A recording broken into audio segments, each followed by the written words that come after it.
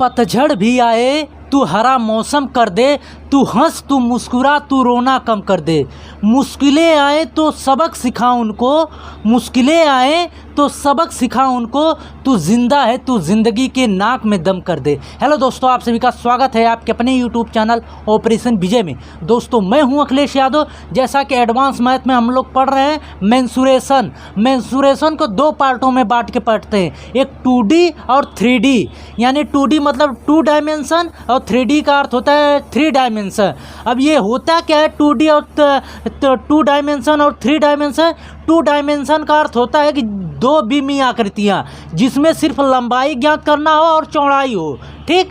और त्रिविमी आकृतियाँ होती है जिसमें लंबाई हो, चौड़ाई हो और जो है साथ साथ आपकी ऊंचाई भी हो, तीनों हो, तो वो आती हैं त्रिविमी आकृतियाँ में। इसके अंतर्गत आता है त्रिविमी आकृति 3D के अंतर्गत घन, घनाभ, बेलन और जो शंकु, गोला, ये सब आते हैं दोस्तों 3D के अंतर्गत। तो वही हम आज आपका टॉपिक चल रहा है 3D। हमने घनाभ जो है समाप्त कर दिया है, 2 वीडियो लेकर एकदम बेसिक से स्टार्ट किए हैं। उसके बाद आप चाहे CGL Tier 2 का क्वेश्चन लगाइए, मेंस का एक भी क्वेश्चन आपका जो है फंसेगा नहीं। चाहे जिस भी एग्ज़ाम की तैयारी करते हैं, मेंसुरेशन से जानते हैं कि 2 से 3 क्वेश्चन तो अवश्य से आते हैं। तो एकदम कंसंट्रेट होकर समझिएगा। आज जो है 3D में है क्या, घन, क्यूबाइड। तो एकदम ध्यानपूर्वक समझिएगा। लेक्चर 1 है, देखिए घन। अब ये होता क्या, घन की सभी भुजाएं बराबर होती हैं। घन की सभी भुजाएं दोस्तों आपस में बराबर होती हैं। जैसे वर्ग की सभी भुजाएं आपस में बराबर होती हैं, उसी तरह घन के भी सभी भुजाएं बराबर होगी। तब कहेंगे मास्टर तब कैसे जो है फर्क करेंगे कि घन है कि वर्ग है, ये बताते हैं। घन में जो है आयतन निकालना होता है, लेकिन वर्ग में क्षेत्रफल निकालना होता है। जितने 2D आकृतियाँ होंगी उसमें क्षेत्रफल आपको निकालना होगा, और जितने 3D आकृतियाँ होंगी 3 डायमेंशन, उसमें आपको वॉल्यूम यानी आयतन निकालना होगा। तो देखिए ये घन है, इसकी सभी भुजाएं दोस्तों बराबर होती है। लंबाई हो गई, ये ऊंचाई हो गई, ये आपकी चौड़ाई हो गई, ठीक। लंबाई, ऊंचाई और चौड़ाई और सभी भुजाएं इसकी बराबर है। यानी कि ये है तो ये भी होगा, ये भी है, ये भी, सभी जो है भुजाएं बराबर होंगी। यानी कि एक अगर ए है तो सभी भुजाएं ए होगी। घन में आप जानते हैं 6 फलक होता है। तो इसमें देखिए इसका संपूर्ण पृष्ठ का अगर कहे, संपूर्ण पृष्ठ इसमें पूछता है। यानी कि ये पूरे टोटल सरफेस एरिया अगर कहे इसका क्षेत्रफल निकालने के लिए, तब कैसे निकालते हैं, देखिए संपूर्ण पृष्ठ का क्षेत्रफल बराबर होता है 6A स्क्वायर, मतलब 6 गुणे भुजा का स्क्वायर। अगर कहे आपसे कि पार्श्व पृष्ठ का क्षेत्रफल जिसे कहते हैं लेटरल सरफेस एरिया। और ये होता क्या दोस्तों, पार्श्व पृष्ठ का अर्थ ये होता है कि जिसमें आपका ये जो है फर्श छोड़ देंगे और टॉप छोड़ देंगे, सिर्फ चारों भुजाओं का क्षेत्रफल ही निकाला जाता है पार्श्व पृष्ठ के क्षेत्रफल में। ये होता है 4A स्क्वायर। अब इसका आयतन कहे, वॉल्यूम, आयतन की बात करें तो भुजा गुणे यानी तीनों भुजाओं का मल्टीप्लाई हो जाएगा, लंबाई गुणे चौड़ाई गुणे ऊंचाई, यानी A का क्यूब हो जाएगा, ठीक। और चौथा इसमें आता है विकर्ण। अब विकर्ण क्या होता है, डायगोनल। जैसे कोई भी आकृति ये घनाकार है मान लीजिए, तो इसके जो विपरीत कगारों को जो छूता है ये इसका विकर्ण हो गया। जैसे देखिए इसका ये विकर्ण हो गया। तो कहेगा कि बताइए कि सबसे लंबी कोई भी क्षण कमरे में कहाँ आएगी, तो उसके कमरे के विकर्ण में आएगी। तो विकर्ण बराबर होता है √A square plus A square plus A square. तो यहाँ से हो जाएगा A√3, ठीक। यही बेसिक था, आपको यही जानना था। अब चलते हम लोग क्वेश्चन पे, तो जो भी डाउट होगा उसमें सब क्लियर हो जाएगा। चैनल पे नए तो सब्सक्राइब कर लीजिए और बेल आइकन को दबा लीजिए कि आने वाले वीडियो का नोटिफिकेशन आपको मिलता रहे। चलते हैं क्वेश्चन पे हम लोग। देखिए दोस्तों, जो आपने पढ़ा है, हमने जो बताया उसी पे आधारित है। क्या दिया है, यदि एक घन का आयतन जो है 1728 सेंटीमीटर क्यूब है, तो इसका पृष्ठीय क्षेत्रफल क्या कितना होगा, ये पूछा आपसे। यानी सरफेस एरिया आपसे पूछा है।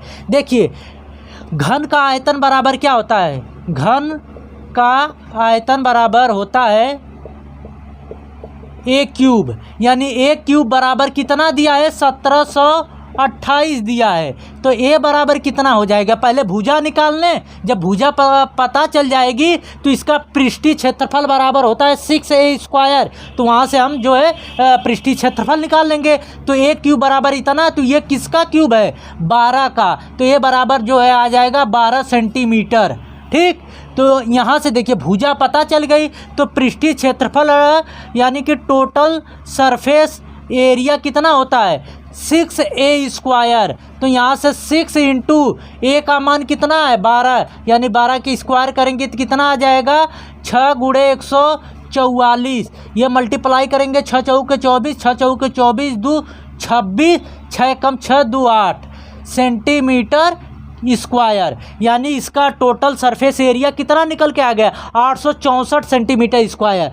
ठीक, तो यहाँ से आपको पहले तो आयतन दिया था ए क्यूब बराबर इतना करेंगे, तो ए बराबर भुजा इतना निकाल लेंगे। ठीक, जब भुजा पता चल गई तो हमें टोटल सरफेस एरिया बराबर पता है कि 6a² होता है। तो यहाँ से आप निकाल सकते हैं कि टोटल सरफेस एरिया उस घन की कितनी है। ठीक, चलते हैं अगले क्वेश्चन पे हम लोग। दोस्तों आपके सामने एक बहुत ही ज़बरदस्त क्वेश्चन है। क्या दिया है, एक संदूक की लंबाई चौड़ाई और ऊंचाई क्रमशः जो है 10 मीटर 6 मीटर तथा 4 मीटर है। यदि उसमें 15 मीटर क्यूब आयतन वाले एक घन को रखा जाए तो घनों की संख्या कितनी होगी, ये आपसे पूछा है।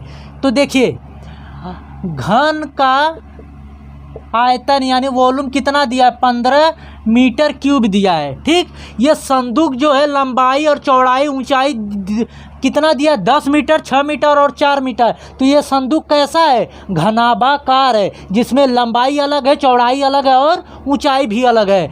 तो संदूक का आयतन बराबर संदूक का आयतन बराबर क्या हो जाएगा LBH होगा। क्यों, क्योंकि घनाभ का आयतन बराबर होता है लंबाई गुणे चौड़ाई गुणे ऊंचाई होता है। तो यहाँ से आप लंबाई कितनी दी है उसकी 10 मीटर, चौड़ाई कितना है 6 और जो ऊंचाई कितना है जो है 4 मीटर। ठीक, तो ये संदूक का आयतन में इतना निकल के आएगा। हम संदूक का आयतन क्यों निकालेंगे, क्योंकि जो घन रखे जाएंगे वो उसके अंदर तो रखे जाएंगे, जब भी अंदर का निकालना होगा क्षेत्रफल तो मतलब उसका आयतन निकालना है। ठीक, तो यहाँ हमें पूछा कि घनों की संख्या कितनी होगी कि जो संदूक में रखा जाएगा। तो घनों की संख्या बराबर हो जाएगा संदूक का आयतन बटे में एक घन का आयतन। क्यों, क्योंकि जो है संदूक के आयतन में एक घन के आयतन से भाग दे देंगे तो घनों की संख्या पता चल जाएगी। तो यहाँ से देखिए संदूक का आयतन कितना है 10 × 6 × 4 है और एक घन का आयतन कितना है 15 मीटर क्यूब। तो 15 से डिवाइड कर दीजिए, ये कट जाएगा 5 दूना 10 5 तिहाई 15 5 तिहाई 15, ये कट जाएगा 2 बार में 2 दूना 4 और 4 चौके 16, यानी कि 16 घन आएंगे। उस जो है संदूक में कितने घन आएंगे 16 घन आएंगे। समझ में आया यह क्वेश्चन। तो चलते हैं अगले क्वेश्चन पे हम लोग। बहुत ही ज़बरदस्त और हर एक एग्ज़ाम में यहाँ से क्वेश्चन बनता है। क्या दिया है, एक ठोस घन जिसकी भुजा की लंबाई जो है 12 सेंटीमीटर है। ठीक, उसे पिघलाकर 3 छोटे घन बनाए जाते हैं, जिनमें से 2 घनों की भुजाओं की लंबाई क्रमशः जो है कितना दिया है 10 सेंटीमीटर और 6 सेंटीमीटर हो, तो तीसरे घन की भुजा की लंबाई आपसे पूछा है। एक चीज़ यहाँ पे समझिए, जो है बड़ा वाला घन है जिसकी भुजा की लंबाई 12 सेंटीमीटर है, उसी को पिघलाकर 3 जो है घन बनाए जाते हैं और 2 घनों की भुजा की लंबाई दिया है 10 सेंटीमीटर और 6 सेंटीमीटर और तीसरे की पूछा है। तो एक चीज़ बताइए कि हम यहाँ पे कह सकते हैं कि 3 छोटे घनों का आयतन बराबर बड़े घन का आयतन कह सकते हैं ना, क्योंकि जो घन बनाया जा रहा है बड़े घन से ही 3 छोटे घन बनाए जाते हैं। तो यहाँ से हम लिख सकते हैं 3 छोटे घनों का आयतन आयतन बराबर बड़े घन का आयतन। जब भी कहे किसी चीज़ को इतना पिघलाकर ये बनाया जाता है तो उनके आयतन यानी वॉल्यूम जो है बराबर होंगे, ये इस तरह लगेगा। तो 3 छोटे घनों का आयतन बराबर क्या होगा, A1 का क्यूब प्लस A2 का क्यूब प्लस A3 का क्यूब। क्योंकि जो है एक घन का जो है आयतन होता है एक क्यूब यानी भुजा का क्यूब होता है, तो 3 है तो A1 क्यूब A2 क्यूब और A3 का क्यूब बराबर ये किसके होगा, बड़े घन के आयतन के। मतलब मान लीजिए ये A क्यूब है, ठीक। तो पहले और दूसरे का कितना दिया है, 10 का क्यूब करेंगे प्लस दूसरी भुजा कितनी दी है, 6 का क्यूब। ये छोटे छोटे हैं। तीसरा पूछा है आपसे तो A3 का क्यूब कर देंगे, ये बड़े वाले का है तो बड़े वाले की भुजा कितनी है, 12 का क्यूब कर देंगे। तो ये कितना हो जाएगा, देखिए A3 क्यूब बराबर होगा 12 का क्यूब करेंगे तो 1728 आएगा, माइनस ये इसका करेंगे तो 1000 आएगा, इसका करेंगे तो 216 आएगा। 6 के 36 छक्का 216, तो 1000 में 216 जो है प्लस करेंगे तो ये आएगा 1216। तो ये कितना आ गया मेरे भाई, A क्यूब बराबर आ जाएगा 512 के। तो A बराबर कितने के, 8 सेंटीमीटर, ठीक। इसका क्यूब यहाँ से निकालेंगे तो इसका क्यूब रूट निकलेगा, यानी छोटे भुजा की यानी कि A3 का मान कितना आ गया, 8 सेंटीमीटर। तीसरे भुजा की लंबाई कितनी पता चल गई, 8 सेंटीमीटर, ठीक। तो चलते हैं अगले क्वेश्चन में हम लोग। तो आज की वीडियो का लास्ट क्वेश्चन है, यानी घन का ये लास्ट है।